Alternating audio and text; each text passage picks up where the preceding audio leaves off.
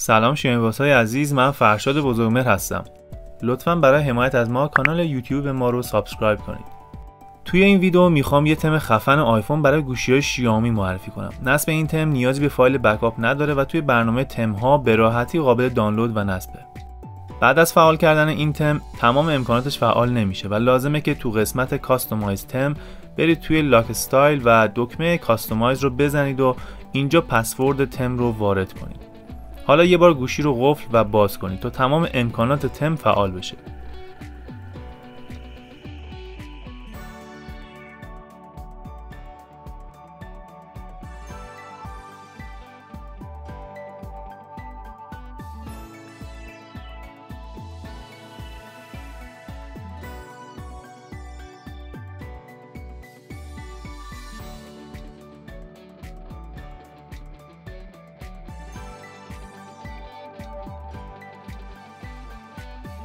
برای فعال کردن داینامیک آیلند در صفحه قفل باید این تنظیمات رو انجام بدیم. بعد هر تغییری که اینجا انجام میدین لازمه که یه بار گوشی رو قفل و باز کنید.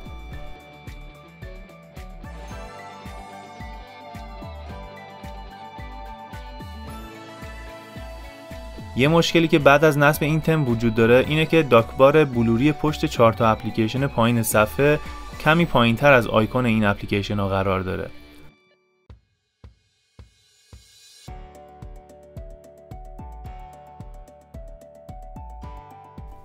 برای اینکه کمی بیاد بالاتر اینجا تو تنظیمات صفحه اصلی یا همون دسکتاپ این مقدار رو بذارید روی 250.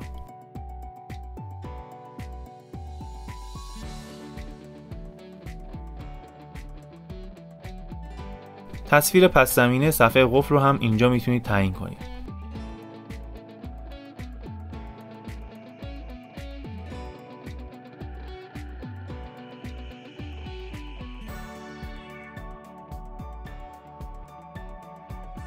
اما برای اینکه فعال بشه باید یه کار دیگه هم انجام بدیم.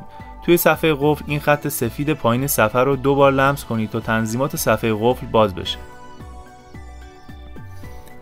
اینجا برید رو حالت والپیپر. با انتخاب هر کدوم از این والپیپرها تصویر زمینه صفحه قفل و صفحه اصلی تغییر میکنه. اما برای اینکه تصویر زمینه که خودمون از توی گالری انتخاب کردیم اینجا فعال بشه این گزینه رو باید روی اینسرت والپیپر بذارید. حالا تصویر زمینه دلخواه ما فعال شد. برای تغییر تصویر زمینه صفحه اصلی هم میتونید توی برنامه گالری تصویر مورد نظرتون رو به عنوان پس زمینه صفحه اصلی تنظیم کنید. تو قسمت ویجتس میتونید رنگ و میزان شفافیت و جای ویجت های صفحه قفل رو تغییر بدید و ویجت های دلخواهتون رو اضافه کنید.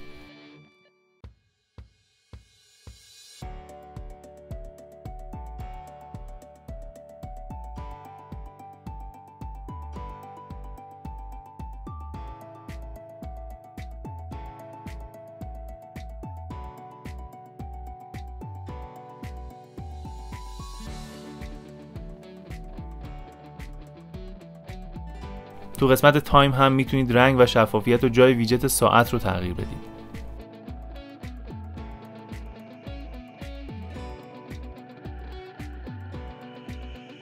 تو قسمت دیت هم همین موارد و فونت برای ویجت تاریخ قابل تغییره.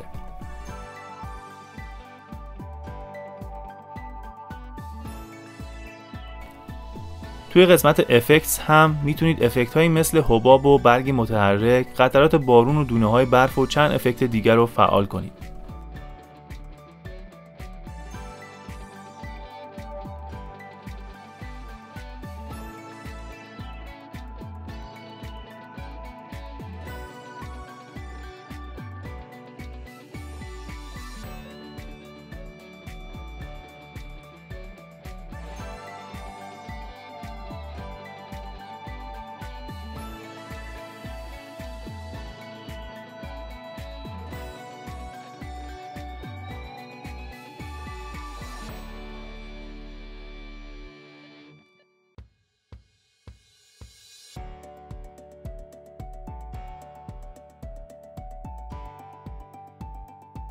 مجددا بریم توی تنظیمات تم.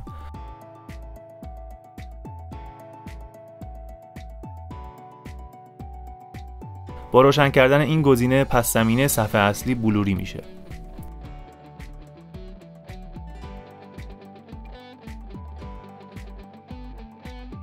این گزینه رو هم خاموش کنید تا داینامیک آیلند صفحه اصلی غیر فعال بشه چون کار نمیکنه.